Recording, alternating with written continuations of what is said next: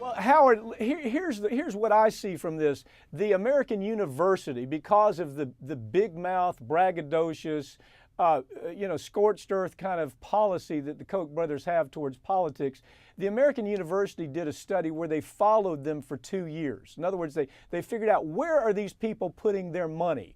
You, as a matter of fact, have reported on this show a couple of times where you've talked about them putting their money into the university system.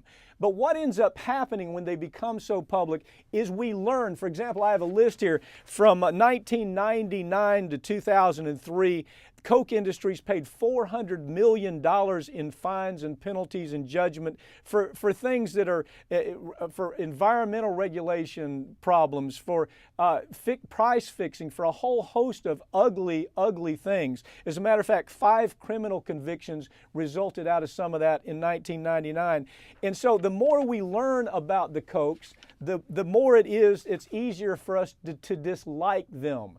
And American University is helping us with that, with the study that they did, aren't they? They really are, and it's an excellent piece of work. The Koch brothers were pretty much under the radar through the 90s, but they had a tough decade in the 90s. From 90 to 93, they put $19 million into the Cato Institute and into these far right-wing organizations, think tanks, if you will, such as this.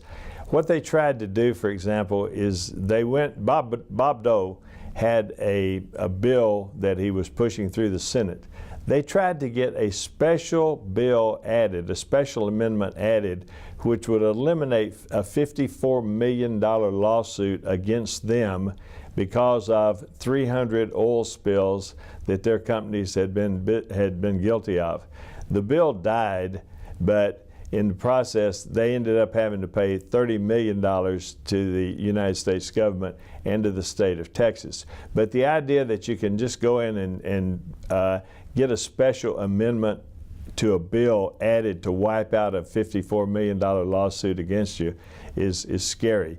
That's their arrogance, isn't it? And Howard, isn't it the same kind of arrogance we saw when PBS did an incredible piece that was an expose about how disgusting these two brothers are, how disgusting their conduct is. I mean, you can still find the film is still out there. Greenwald did the film; it's still out there. But they actually pressured PBS into killing the film. Isn't it that kind of influence that is the most troublesome to you? It is to me. What's your reaction to it? Well, here's the scary part of it. Koch brothers has 60,000 employees. They have $115 billion annual income, of which it's estimated that it's $11.5 billion profit per year. These guys have got $1 billion a month to play with, and they're spending their money. They're just behind Gates and Buffett. The Kochs are third in terms of wealth. And what they've done with their money, starting in 1999, as of 99, as you said, they'd had 5 criminal convictions. They rigged prices with competitors. They lied to regulators.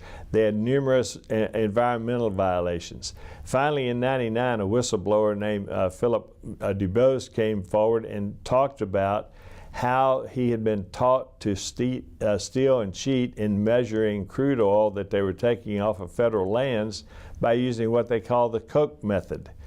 I mean, seriously.